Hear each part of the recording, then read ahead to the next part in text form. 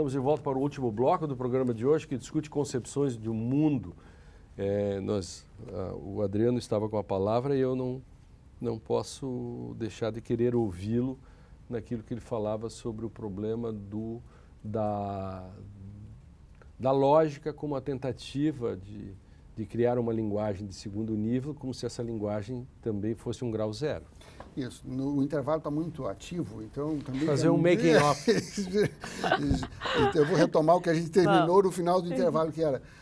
bom, se não produz uma verdade, né, que é essa ideia, que também está um pouco na lógica, que se nós limparmos toda a nossa... desidratarmos a nossa linguagem dos seus defeitos, se nós tivermos, então, pegarmos nas nossas convenções morais aquilo que seja a essência e tivermos, então, o refinado num direito positivado, então aqui nós vamos avançar. Mas aí vem a Flaviana e diz, bom, mas não se produz verdade. E aí a pergunta, né, desse que espera essa parousia de excelência e de perfeição, para que nós precisamos do direito? Se não tem verdade, se não produzimos verdade, então por que a gente... Que era o mesmo a decepção um pouco da ciência. Mas se a ciência não produz verdade, por que a gente precisa de ciência? Por que nós não ficamos com as nossas concepções? E a pergunta é, então, tente ficar com elas e veja o resultado que dá. Né? Se você não tem a coisa julgada do direito, o conflito continua. Por isso era interessante o seu exemplo das duas famílias. As duas famílias precisaram, em certo momento, se valer da estrutura pública, jurídica, para selar publicamente, né? Vigiem-nos, nós estamos declarando... Fazer o limite às suas linguagens privadas. Exatamente. Estamos nos submetendo. Estamos nos submetendo. Então, eles não precisavam fazer isso, mas que tenham feito é um reconhecimento de que, bom, a publicização do ato torna o ato mais perene. Então, ele ajuda a resolver conflitos. Mas mesmo que a verdade não Adriano, produza. é que, por exemplo, mesmo existindo a coisa julgada, você tem que é um fechamento, você tem uma válvula de escape, uma abertura, como a ação rescisória, a revisão criminal. Não é? Por quê? Porque é uma estrutura definida para resolver o conflito, mas ela pode gerar com outros conflitos com isso. Então, o direito pode até fechar, mas ele sempre se coloca também dentro dessa estrutura de que é uma definição, um fechamento artificial e que eu tenho que ter algumas aberturas. Eu não posso fazer com que o direito seja um mundo fechado a situações reais. E é perfeito. Isso então, você abre e fecha. Mas isso me parece uma virtude do direito. Eu sempre, quando se compara... a humanidade do direito. Exatamente. Eu acho que é isso. É a humanidade do direito. Mas é o reconhecimento da finitude. Olha, nós não podemos... Se vocês não conseguiram resolver entre vocês... Exatamente. Então agora, sociedade civil, costumes, consenso... Nós vamos resolver. Então, agora, vamos dar uma chance depois de resolver, que vocês continuem resolvendo, porque o problema não fica resolvido. A coisa julgada foi falada, mas o conflito continua, a dor continua, né? É interessante, aliás, né, o surgimento o mundo agora... continua. No mundo todo e agora no Brasil também nos últimos anos, né, todos esses subsetores do direito, da psicologia, de conciliação, né, de mediação, como se chama, né, o setor da mediação. Eu não sei o que você acha dessa a minha irmã tá em cheia, né? Ela é formadora de mediadora e tal. Eu sou um conservador, assim. Qual é o seu... E sou um ortodoxo, assim, então... Você tem que chamar o Bolzan para falar de mediação. O Bolzan que gosta desse... Eu gosto muito da ideia de mediação. Não, mas seria interessante ouvir a opinião contra, né? Porque eu acho que é um sintoma, né, da nossa sociedade, dessa ânsia, assim, de conciliar tudo, né?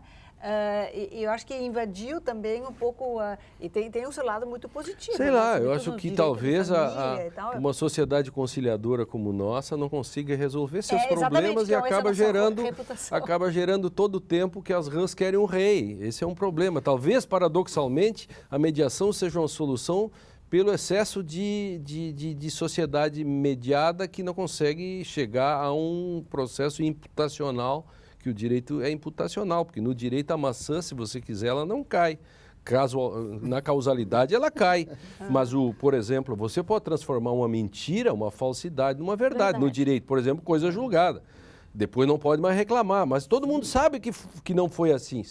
Mas agora... Agora está terminado. Prova ilícita, por exemplo. Todo mundo pode saber que alguém fez alguma coisa, mas se a prova é ilícita, não pode, porque é o modo de nós vivermos em sociedade. Senão, de novo, volta o que o Adriano disse antes, e a Flaviana, não precisaríamos de direito. Poderíamos ter o quê? Vingadores.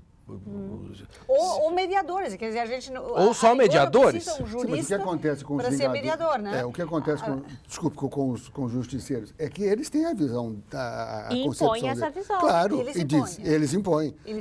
Então não há mediação. A mediação é o contrário, você não impõe a sua visão de mundo. De novo, é o reconhecimento de que há uma dimensão política, no sentido lato do termo, que subjaz as atividades humanas e que não pode ser eliminada.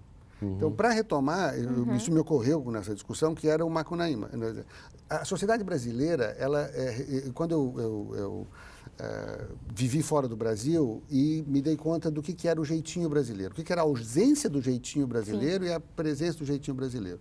Então, tem virtudes e vícios, tem vantagens e desvantagens. O jeitinho brasileiro é uma maneira de resolver problemas que a nossa burocracia, que a nossa institucionalidade não conseguia. Então era fantástico, o brasileiro consegue resolver... que a nossa disfuncionalidade criava. Também parte da disfuncionalidade está no jeitinho. O jeitinho consequência. Que eu conheci no início não na minha vida no Brasil, não, é uma coisa misturada, porque como a sociedade você não tem mecanismos institucionais para resolver muitos problemas, você precisa resolver de algum modo. Tem uma criatividade por detrás. Claro, que sana... muito rica. E que faz o quê? Com que as pessoas elas têm de se entender de algum modo. Lá pelas tantas, você sabe que não vai ter ninguém que vai vir em seu recurso. O oposto disso, então, agora vai numa sociedade que não tem. Eu vivi na Alemanha. Então, que judicializava tudo. Então, quer dizer, aí você percebe que as relações humanas não conseguem mais resolver os mínimos conflitos. Então, as filhas processavam os pais porque ele não pagava a manutenção dela enquanto estava estudando. Tinha que entrar no direito para resolver. Isso não é um caso, 2 casos. O cachorrinho estava latindo, não, entrou com um processo na justiça porque aquele cachorro está latindo, é o vizinho.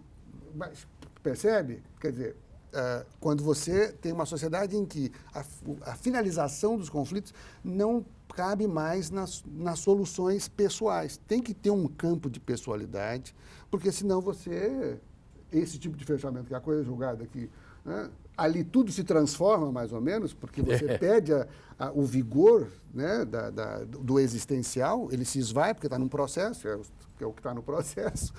Pronto. Então, a solução de um conflito é sempre uma solução artificial, não artificial, porque ela não resolve o conflito, ela termina um processo, e o processo não envolve o conflito. Exato. Evita, talvez, males maiores. Nós sabemos as vantagens. Nem a filosofia é o espelho da natureza e nem o processo é o espelho do direito. Claro, e nem o direito é o espelho da sociedade. Quer dizer, se fosse tão simples, a gente não teria nem emprego, né? Ainda bem que como os alunos perguntam, professor, por que a lei não é clara? Eu digo, porque ela não é escura.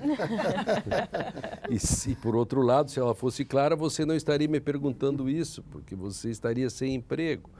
Então, óbvio que isso faz parte...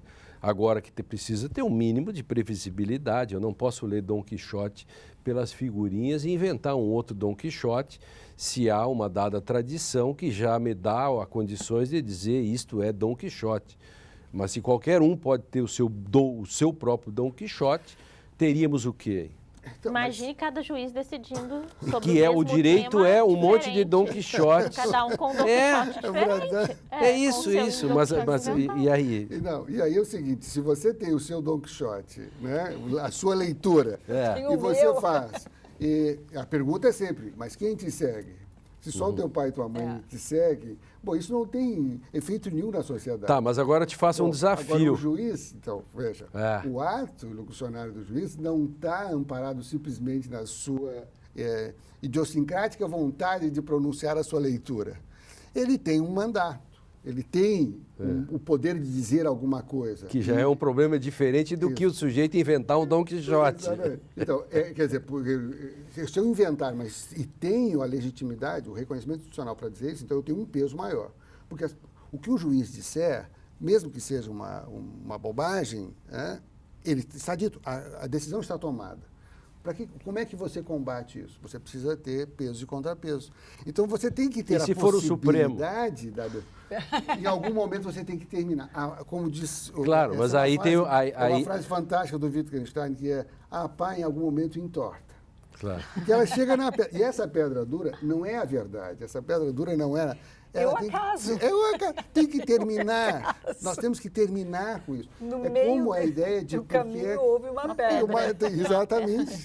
Então, e você se choca com isso, porque senão isso não termina mais.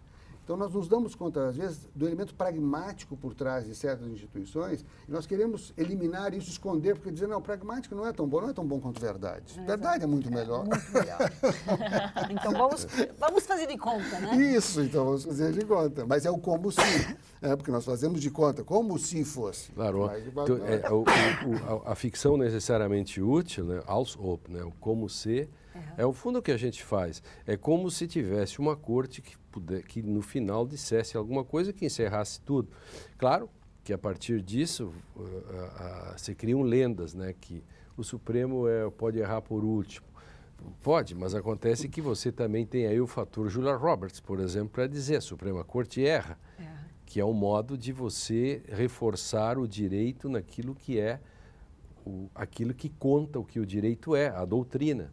E se ela conta que aquilo está errado, e se o outro diz que aquilo que fulano está, há um momento em que isso constrange e faz com que... A ótima palavra constrange. Que eu chamo no direito, na minha teoria da decisão, que eu inventei, que já até tem mais que 2 ou 3 seguidores, já ajuda, que eu chamo de constrangimento epistemológico no direito, que é o modo de constranger. E a palavra constrangimento é excelente, porque o constrangimento implica, por parte do outro, o reconhecimento da sua demanda, da sua exigência.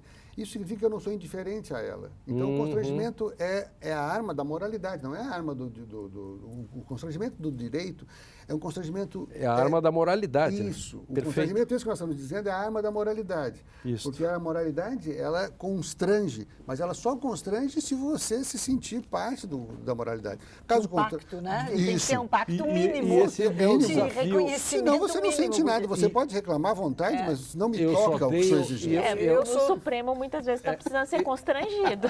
Mas é o que eu tento fazer um monte. Eu só tenho 36 segundos, agora 35. Direito e Literatura fica por aqui. Assista esse e outros programas no facebook.com/Direito e Literatura e no canal do YouTube da TV e Rádio Unicinos. Não esqueça de participar e fazer sugestões. Já estamos pensando num programa sobre relativismo e um programa sobre constrangimento, que me parece importante, e quero agradecer a Flaviane, que veio lá de Ouro Preto, a bela Ouro Preto, junto com o Zé Bolzan e o pequeno Thomas, passar uns dias por aqui. Obrigado, Catherine, obrigado, Adriano. A gente volta na outra semana.